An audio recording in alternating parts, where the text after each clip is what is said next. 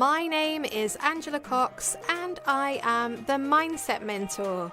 And this is the Mindset Mentor Meets podcast. Now, my aim is to discover and share the secrets of success. You'll hear engaging and uplifting interviews with business leaders at the top of their game, all primed to deliver bucketfuls of value and inspiration. We'll bring practical tips, success strategies, and golden nuggets of motivation to help you unleash your absolute potential. Now, please do like, share, and leave a review if you love this podcast. It really does help others to find us. Thanks for listening, and let's jump in now and meet this week's fabulous guest. My guest today is Paul O'Sullivan. Now, Paul is a managing director for Accenture, and he leads a liquid studio, which is all about innovation. So I'm looking forward to hearing about that. He's also had a long and squiggly career in financial services. So I'm really looking forward to delving in and finding out what makes him tick. Paul, it's an absolute pleasure to have you on the show. Tell me, how is lockdown treating you and your lovely family? Hi, Angela. No, it's my pleasure as well. So thank you for having me. Lockdown. How am I coping in lockdown? It's interesting because I think when we first went into lockdown, personally, I struggled a small bit. I'm quite a people person, so I like to be around the hustle and bustle that is London. I like to be surrounded by my team. I've, like many of us, I've now kind of come to kind of terms and with the new normal and how kind of life is kind of working remotely from home. It's interesting because I've got an 8-year-old boy, well as a 1-year-old. So my son Finn has been also adjusting to kind of school life at home, where I've kind of been helping out where I can, but Lucy kind of takes the charge mainly on the homeschooling. I think like anything, this is just a period of adjustment, it's also a fascinating thing when we think about lockdown and we think about what we've all gone through across society. But yeah, I suppose I'm coping. I'm probably adjusting and now probably coming through that curve of how can I thrive in this environment and how do we stay connected with people. So things like this is great, and video conferencing and all the technology that enables us is fantastic. So I'm doing well. How are you? Oh, it's nice of you to ask, and it's nice of you to kind of touch on the fact that you love people and connecting with people, because I'm the same as you on that front. So I think that's the bit that I've missed the most. But actually having more time with my children, and I'm sure you found this as well, has been a real blessing, because, you know, as a busy working woman, I don't get as much time as I'd like with my kids, and I'm sure, you know, you've got a big old job there and do lots of traveling, so it must be lovely for you as well to have time with yours. Yeah, absolutely.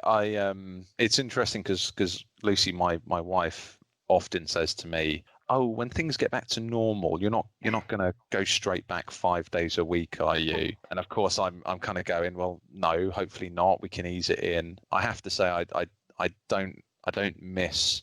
The commute into London's fine. I'm not too far from London, but I don't miss some of the commutes that I used to have up and down the country between Glasgow, Manchester, Newcastle. But it would be good to kind of see my colleagues face to face again, hopefully. Yeah, it's getting the balance, isn't it, across all of the different aspects, and we'll all have to adjust to that, I suppose, as we start to come out of lockdown. And I am really keen to hear about you and, you know, your career and all of the things that you've learned along the way. And we always start the podcast with what I call the pom-poms moment. And this is, you know, some people really struggle with this, some people love it, talking about you and the 3 things that you are most proud of. So do you fancy sharing those with us? Yeah, sure. So, and I was kind of anticipating this, and I'm not the best, I have to say, about talking about myself. So, but I've come up with 3. So one thing that I wanted to do for me, which was I've always wanted to run a marathon. So a few years back, I ran the Brighton Marathon. I think my time was about 4 hours 6. It's not a tremendous kind of time to be proud of. And I kind of always wanted to get under that threshold of 4 hours, but still nonetheless, I did it, and it was kind of a bit of grueling training to go through, but I was determined and focused. The second item is, and this isn't necessarily kind of a success story that I had, but kind of was something that I reflected on kind of when I was thinking about what would be my pom-pom moments. And for me, this was about kind of me giving back a little bit. So selfishly on the marathon thing, that was something I always wanted to achieve. And then this other item was something that I did for a charity, so Bernardo's charity. And it was a balance between the adrenaline junkie that I am and doing something for good. And that was, I jumped out of an aeroplane from 12,000 feet. But it was something that I kind of secretly, I suppose, always wanted to kind of do it and give it a go. But that was a personal achievement and something really for me. And then the one linked to my career, and this is very difficult because people always kind of ask me, what's the best team you ever worked with? Why was that? And kind of what was the highlights? But quite a few years ago now, I was very privileged to work at a startup company in the financial services space. I had a great team of people around me, and it was one of those kind of projects where you kind of just have to jump in, kind of give it your all, determined, focused, and you build these relationships with a team of people. You tend to have this kind of camaraderie about you, and you're kind of friends for life from that point. But I contributed with many of those people and those teammates to delivering one of the first mobile banking platforms in the UK. And why that's a bit of a pom-pom moment for me is, when we think about mobile banking, where it is today and how it has changed how we interact with our bank, it was quite a milestone. And I can kind of go back to many years before that point where, if we wanted to interact with our bank, it was very much go into a branch or a cash machine to take money out. We're now a contactless, cashless society to some extent. And really that kind of paved its way from the mobile banking breakthrough. So that was that I've always straplined as my billboard moment in my career. And why I call it my billboard moment was it was about 8 a.m. I think I got home the night before around 2 a.m. from doing an all-nighter to get it live. And I was back at the train station at 8 a.m. and I looked across the platform in a bit of a hazy glaze from probably exhaustion and other things, tired and overwhelmed. But I saw this great big billboard on the other side of the platform that had the name of the bank and said, mobile banking coming soon. And to think about that we as a team contributed towards that and making that a success, and even looking at it now on reflection today, that success and how we all interact with our banks is a phenomenal breakthrough. So I'm very pleased that I had that opportunity in my career to do that. How cool is that?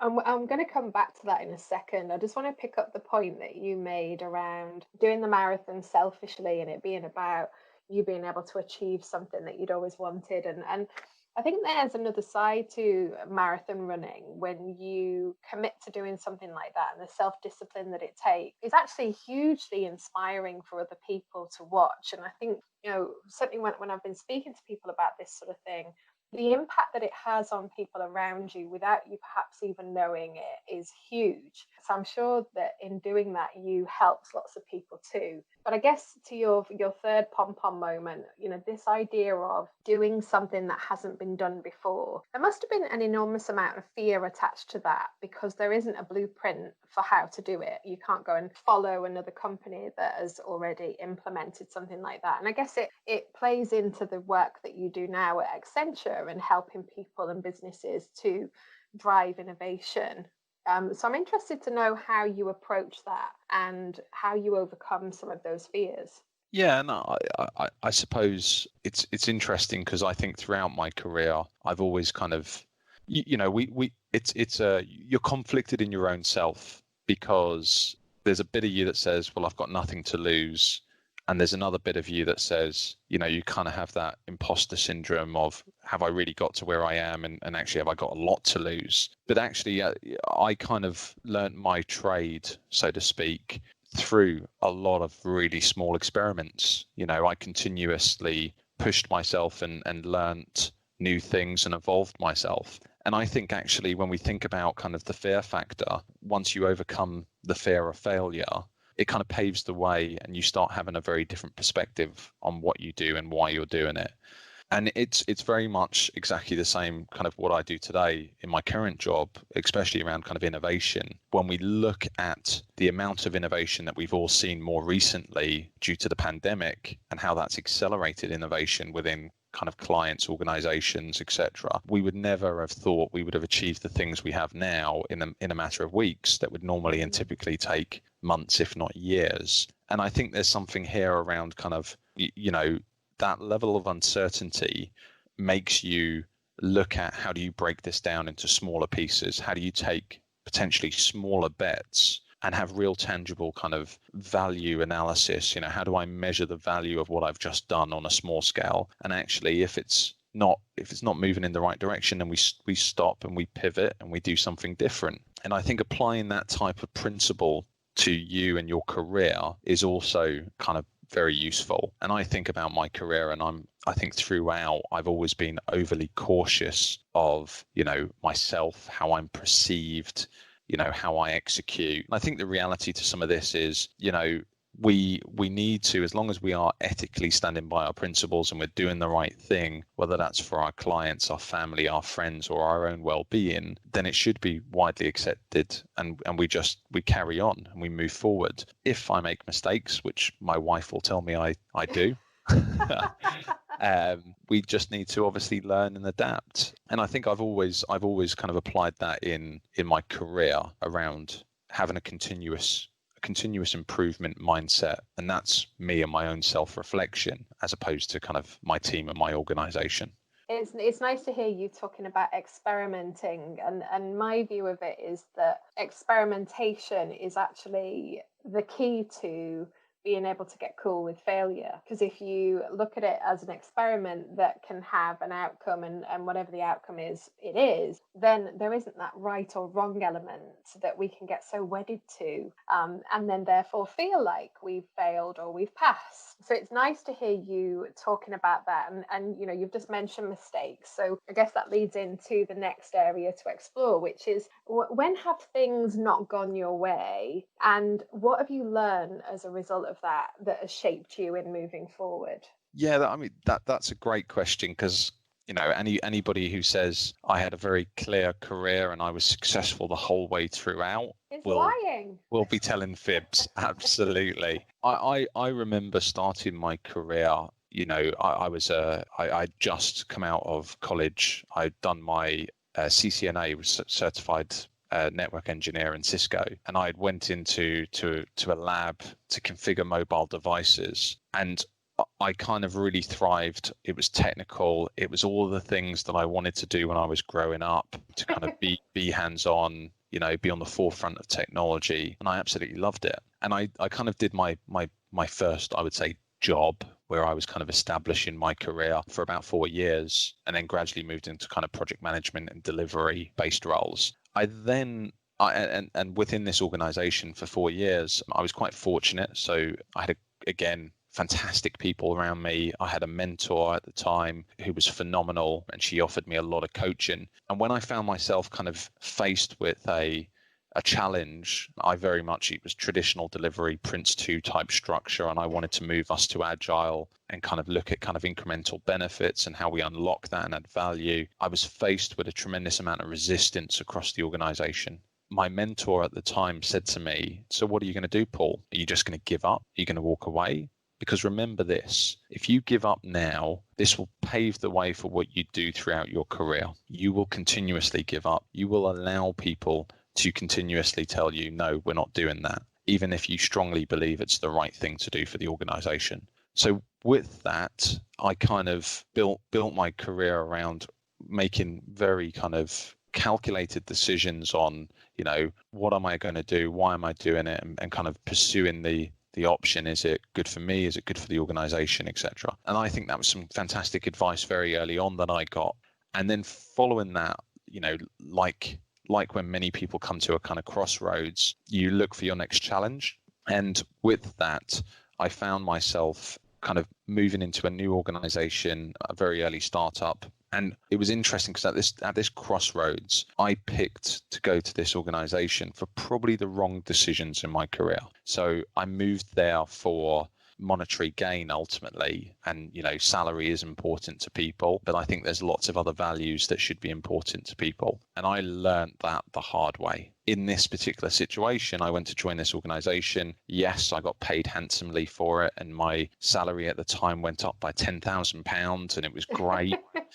But on reflection, what I found myself is I was no longer surrounded by this like-minded people, fabulous people that would actually support me, coach me, and also people that I could learn from. So I found myself in an extremely high-pressured environment with nobody around me to support me. And yes, I was 10,000 a month better off, but I remember pretty much having to leave my desk, and I was shaking from the sheer amount of work and pressure I was under. And it's from that point and that moment in my career, I took a sensor check, and I went, well, hang on, I've made this decision just for money, and it's completely the wrong decision, and I never want to feel like this again. Now, I thought long and hard about what are the decisions that I should, or what's the criteria I should be making my future decisions on. And that was, people. Who can I learn from? How am I going to develop myself? Obviously, the money still comes into it. We all have to provide for our families. But top of my list was, I want to continue to learn and develop myself. So who can I learn from? But yeah, hopefully that answers your question. Yeah, I mean, it must have been incredibly lonely to find yourself in that position. And it's lovely to hear that you are motivated, I suppose, by having people around you that you can bounce off and that can help you grow. And it's really honest of you, actually, to talk in that way. And one of the things I wanted to pick up, you mentioned imposter syndrome earlier in the conversation, and that self-doubt element. And I guess it plays into the situation you found yourself in there. Whenever I go to organisations and talk about imposter syndrome, it is a very female-filled room, and very few males seem to come along. But I have a hunch that males suffer with imposter syndrome just as much as women. So it'd be interesting to hear your view on how you handle those moments of self-doubt, or when you feel like you can't do something, how you actually build the belief and push through that. Yeah, so it's interesting because actually we all get to where we are in our career because we deserve it. And I think that's the thing we always forget. I think when we're faced with key challenges in our career and times are tough, the heat's on, you're under pressure, it's easy to allow self-doubt to creep in. But in reality, I think, and these are, again, some of the kind of things that I just personally do, where, I typically go out for a walk. I kind of clear my head for a little bit. And that enables me to kind of remember all of the things that I've achieved throughout my career and the reason why I've got to where I am. It's less about kind of, do I belong? And it's more about, well, yes, I actually do belong, but I've just sometimes got to remind myself that I've achieved X, Y, or Z, or I've done these amazing things. And with that, you start to kind of shrink that feeling of imposter syndrome, and you start actually moving into this kind of thought process of, right, well, actually, now that I've reflected on the things that I have done, what made that time different to what I'm facing now? And you start by clearing your head and getting that kind of thought process going. I tend to get some structure moving forward into, facing the challenge that I'm currently facing. So whether that is, actually, let's break this down. Let's actually get some support. Let's find out where the best people are to be able to support the things that we need to achieve. Because again, and that plays into, I think for me, don't go it alone. And this is why I like to surround myself with people. Going it alone, we will limit ourselves and what we're able to achieve. Going it collectively as a team will actually be able to thrive and be really successful as a group. there's so many aspects in that answer alone. So, I mean, I love the way that you articulated it as, we get to where we are in our career because we deserve it. That's gorgeous on its own. But then you talked about kind of anchoring back to times when you've been successful or times when you've been able to do it before, to be able to build that belief up and then chunk down the problem into something that's more bite-sized so that you feel able to deal with it. And then, of course, you talk about asking for help from the people that are around you. So almost like a 4-step process to dealing with self-doubt. You could have an infographic on that.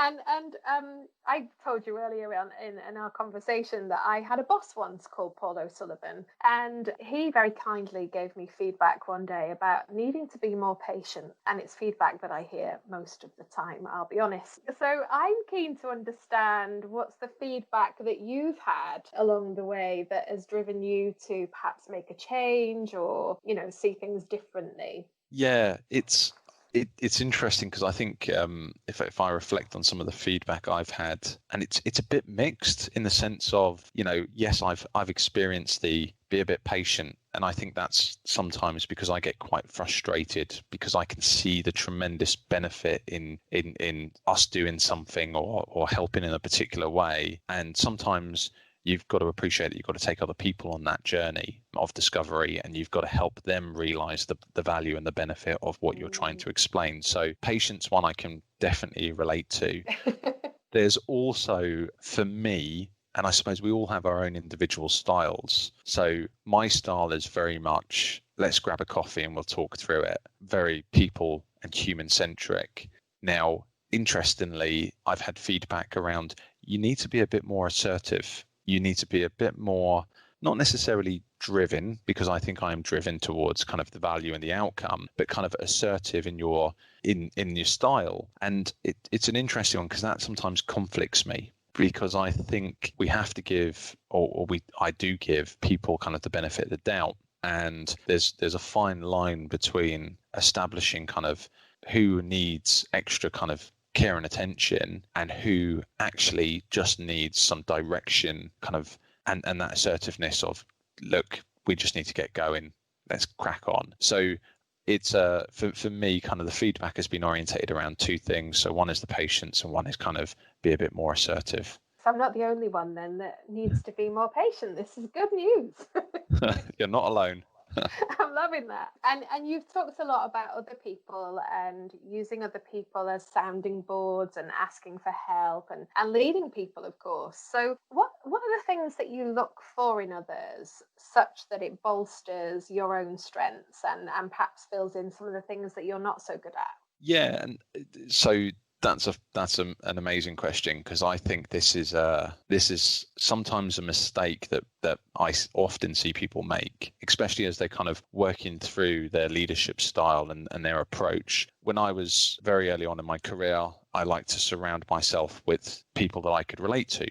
So when we think about this, people by people, you have to have a connection, or there has to be kind of a foundation of a relationship. And I suppose people mirror themselves on others, and therefore you surround yourself with like-minded individuals. And I kind of, as we all kind of have to learn and adapt, I think the one kind of key bit of advice that I would have for people is, don't just surround yourself with people that you actually they're like you, or they favor the same things, but rather surround yourself with people that will challenge you, people that have a different perspective, people that you can actively engage with and still have a very nice relationship with, but actually that there'll be an element of diversity in thinking, a level of creativity that will kind of spur other people on and be a bit more thought-provoking. And I think quite often we all make the mistake of, we hire in our own image and things.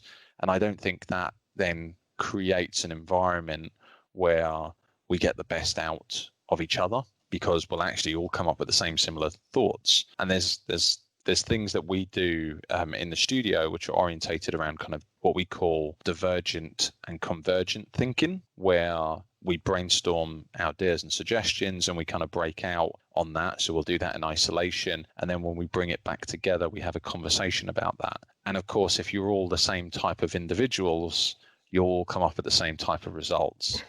So and all agree. Yeah, and that's a good one.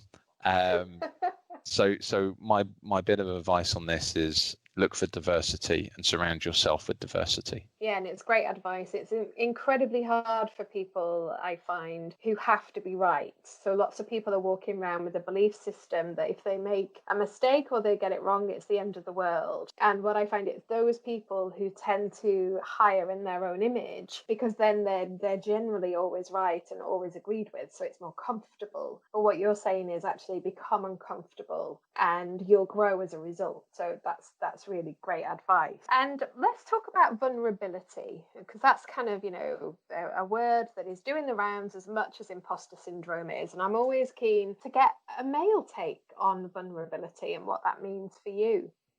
Vulnerabilities, we all have them. That's the truth. There will be. I've got loads. There'll be people out there that will go, no, I don't, and put up their shield. But in reality, we all do. And I think when we think about vulnerabilities, it links back to where we think our weaknesses are. And like everything, it's one of those ones where very much if you allow it to kind of fester, then ultimately you'll move into that self-doubt kind of side. So what I've kind of do is, like you said, I've got to do this infograph now. That's that four-step plan. But ultimately, I think, without kind of repeating myself, I think vulnerabilities are something that we all have. I think we need to accept it. I think if we are open and transparent with each other around our strengths and weaknesses from the get-go, we can very quickly move towards where we can help and support each other. And I encourage that amongst the teams I work with. We actually do strength finders where we look at kind of where's the top 5 things that play into our strengths, and then we can look and contrast as opposed to compare with others in the team, and then actually we can talk through, well, can you do this, or I can help with that, and I can take the lead on this. And then you start getting a fully empowered team of people around you. And what I always find, that creates a high performing environment where everyone kind of then succeeds. Oh, I love that. And I think the infographic can move aside. I feel a book coming on, Paul, in your spare time when you get 5 minutes. We might get to the end of this and it'll be a feature-long film. I tell you, why not? Dream big. Now, we're at the point in the podcast where we play the 5-second game rule, and I know you know what this is because I know you've listened. So this is when you're under pressure to give me 3 answers to a question. Are you ready? I'll give it a go. Wonderful. So, Paul, in the 5-second game rule, can you give me 3 things that you do to relax? Go for a walk or a run, step away from my computer screen and spend some time with my kids, and occasionally go into the garden and play basketball on my son's basketball hoop when he's not looking. So they're very locked down, relevant ones right now. Don't tell him. Little guilty pleasure there at the end. Yeah. Sports, lots of sports. I love that. I can just see that happening now. And as you're good at this, we're going to play another one. So, in the 5-second game rule, can you tell me your 3 favourite places in the world? Places in the world. Fisherman's Bay in Thailand. It's in Koh Samui as number 1. California, overlooking the Golden Gate Bridge. And then Cork City, where I was born. Oh, wow. They're lovely. Was one of them where you proposed by any chance? It wasn't, no. And that's a sore subject. My wife feels very underdone on that. Is it like London Bridge instead? It was in London, yes. Oh, well, you're married. It's all good. It's all good. Now then, we are at the point in the podcast for the killer question. And I feel another infographic coming on as I ask you, what do you believe is the absolute secret to success?